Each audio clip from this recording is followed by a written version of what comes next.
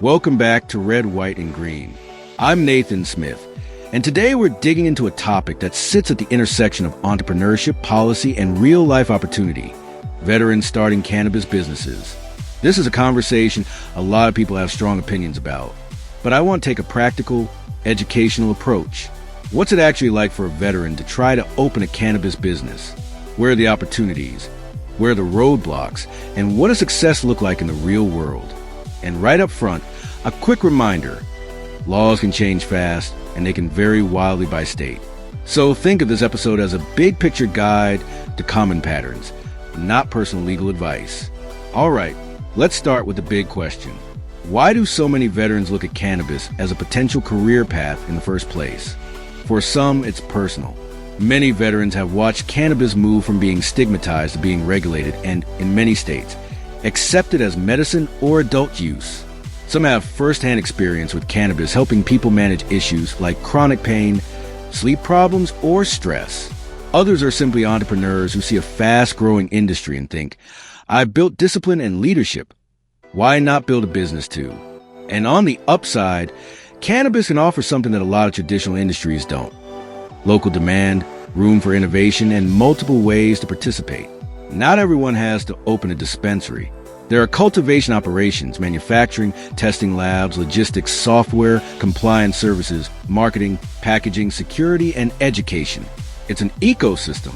But here's the hard truth. For veterans, getting into cannabis can feel like trying to run an obstacle course where the obstacles keep moving. So let's break down the most common obstacles veterans face. I'm going to group them into a few buckets: the legal maze, money and banking, licensing and compliance, stigma and perception, and then the personal transition from military life to entrepreneurship. First, the legal maze. Even if your state has legal cannabis, cannabis is still illegal at the federal level in the United States. That one fact has a ripple effect across everything. It affects banking.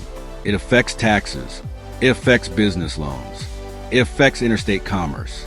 And that federal-state mismatch is especially stressful for veterans because many veterans have worked in environments where rules are clear, standardized, and strictly enforced.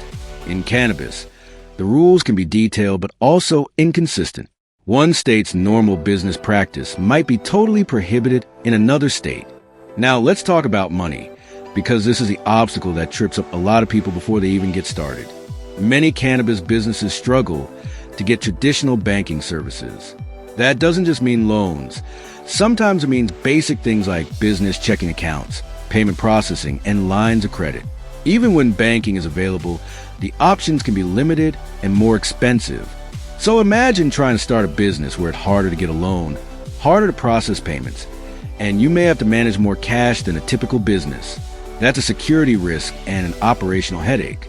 On top of that, cannabis businesses often face a tax problem that most other businesses never deal with in the same way. There are structures in federal tax rules that can make it difficult to deduct normal business expenses. So even if you're doing everything right, your tax burden can feel unusually heavy. Next bucket: licensing and compliance. When people picture cannabis, they sometimes imagine it's like opening a small retail shop. But in many states, it's closer to opening something like a pharmacy combined with a heavily regulated warehouse. Licenses can be expensive, competitive, and slow. Some states limit the number of licenses. Some require extensive documentation. Many require background checks, security plans, inventory tracking systems, and strict product testing rules. And even after you open, compliance is ongoing. You don't just set it and forget it. If you've ever known someone who started a restaurant, you've heard about health inspections and permits.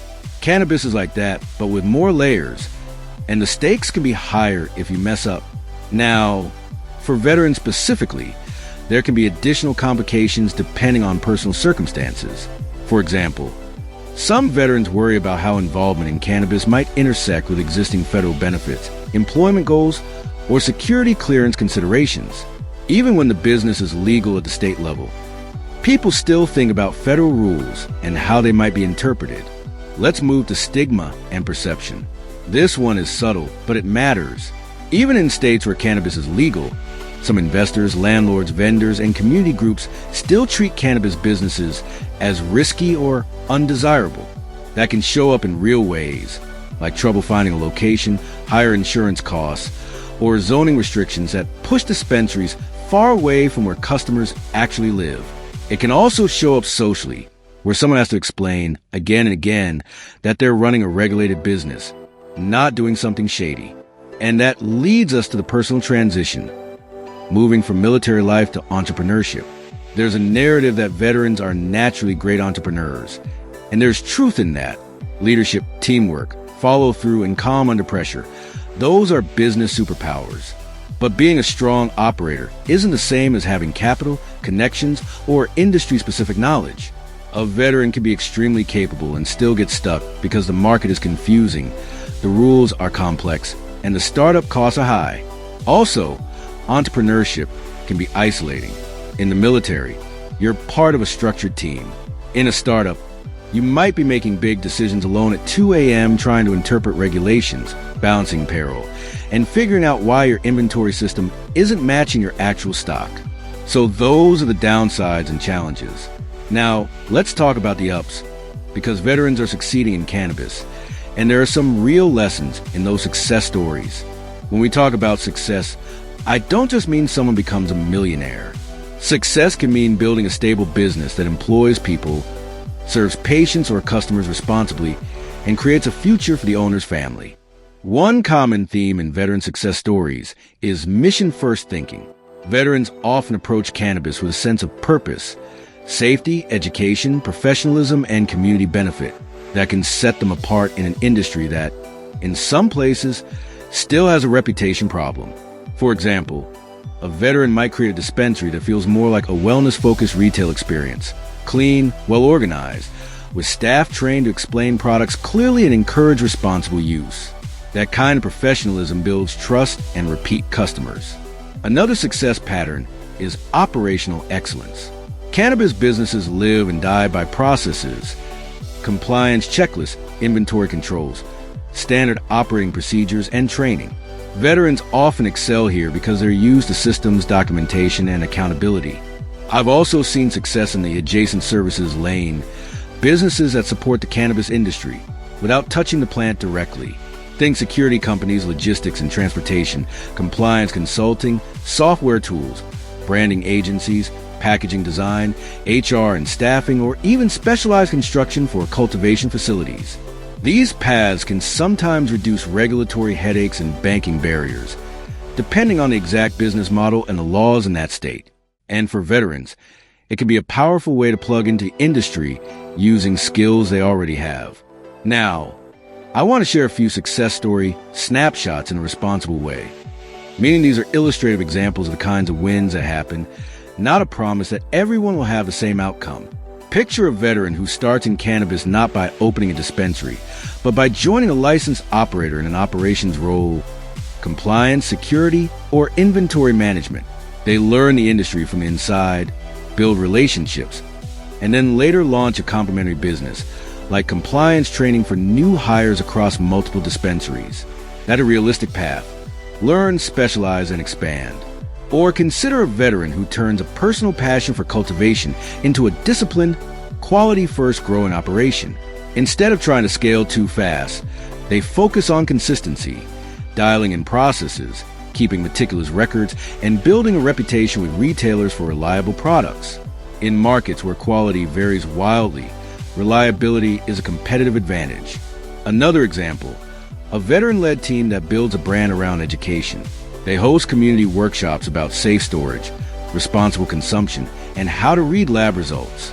That kind of transparency can win over skeptical community members and regulators alike.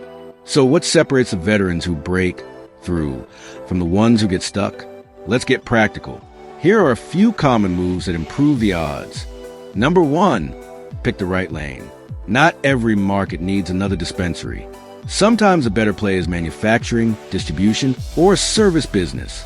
Ask yourself, where can I be meaningfully different? Where do I have a real advantage? Number 2, treat compliance like a core product. In cannabis, compliance isn't paperwork you do after the real work. It is the real work. Build it into your hiring, your training, your inventory systems, everything. Number 3, plan for capital realistically. Startup costs can be much higher than people expect, and delays are common. If you budget for a smooth timeline and you get a slow one, that can break the business before it opens. Building a conservative runway matters. Number 4, choose partners carefully. In competitive licensing environments, it's tempting to rush into partnerships, but a bad partnership is like carrying a weight vest you can't take off. Make sure roles, equity, expectation, and exit plans are clear. Number 5, build community support. Neighbors, local officials, and business associations can influence how hard or easy it is to operate. If you show up early, listen to concerns, and communicate what your business will and won't do, you reduce friction later. And number 6, use veteran networks. There are veteran entrepreneur communities, mentorship programs, and business organizations that can help with everything from business planning to introductions. Even if they don't specialize in cannabis, the basics of finance, hiring, marketing, and leadership still apply. Now, let's get honest about something that doesn't get said enough. There are real emotional ups and downs in this path. The up can feel incredible. You're building something in a new industry. You might be creating jobs. You might be helping customers who feel like nothing else worked for them. You might finally feel ownership over your future. The down could be frustrating. Unexpected rule changes, long approval timelines, vendors that don't deliver, a bank that closes your account, a licensing process that feels opaque, and the constant pressure to do everything perfectly in a heavily regulated environment. If you're a veteran listening and thinking about entering the cannabis space, I want you to take away 2 things at the same time. It can be a real opportunity and it can be a real grind. Both are true. Before we wrap up, let me leave you with a simple mental model. Think of starting a cannabis business like building a plane while you're learning the rules of aviation. And the rules are slightly different depending on which airport you're in. That sounds intense, but also explains why preparation, good advisors, and strong systems matter so much. So here's the quick recap. Veterans in cannabis face common obstacles like federal-state legal conflict, banking and financing challenges, heavy compliance requirements, stigma, and the personal transition into entrepreneurship. On the other hand, veterans often bring advantages that fit cannabis perfectly: discipline, leadership, process thinking, and mission-driven community focus. And we do see real success stories, especially when veterans choose the right niche, build solid operations, and plan capital carefully. If you want to continue exploring this topic, a great next step is to look up your state's licensing agency website and read the requirements end to end.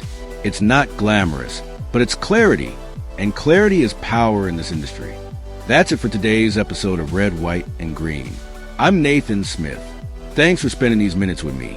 And if you found this helpful, share it with a veteran or an aspiring entrepreneur who's curious about the cannabis space. Next week, we will jump into the ins and outs of growing. Until next time, take care